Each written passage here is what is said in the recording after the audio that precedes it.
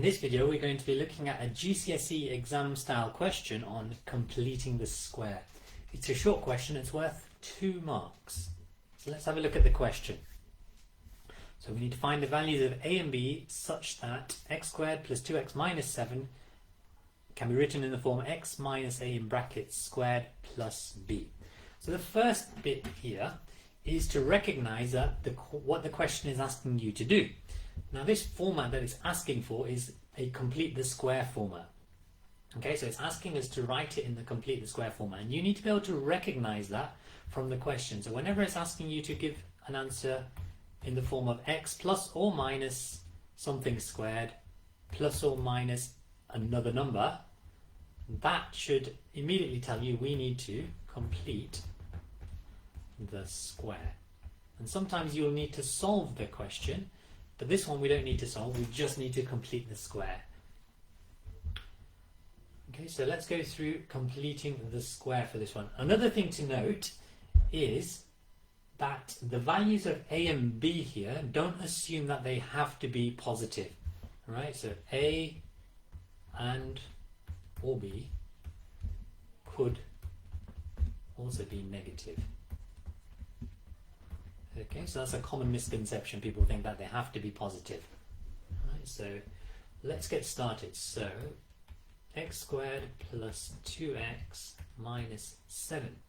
So I want to complete the square for this. So we start off with an open bracket. We have an x. Now because this is a plus, we're going to have a plus. Then we always halve this number. So half of 2 is 1. We close bracket. We squared.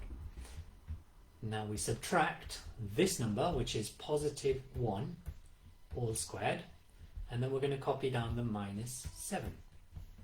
And then we just tidy this up a little bit. So it's x plus 1 squared, take away, so this sign here is always a minus, by the way. 1 squared is 1, take away 7. And then we just tidy that end bit up. X plus 1 squared minus 1 minus 7 is minus 8. Okay, and what we've done here is we have written it in the correct form. The value of a for us is positive 1 and the value of b is negative 8. But you don't need to write that down, so this is good enough to get you the marks. Okay, and that's completing the square. Now what they may ask you to do after this type of question is they may then ask you to solve it. They may also ask you for the minimum point or a maximum point. Okay, so those are the different things that you could be asked after this. But the answer to that question is x plus 1 squared minus 8. There will be a video coming out on completing the square soon, so have a look out for that one. Okay, I'm just in the process of making that one. Alright, thank you guys, have a great day.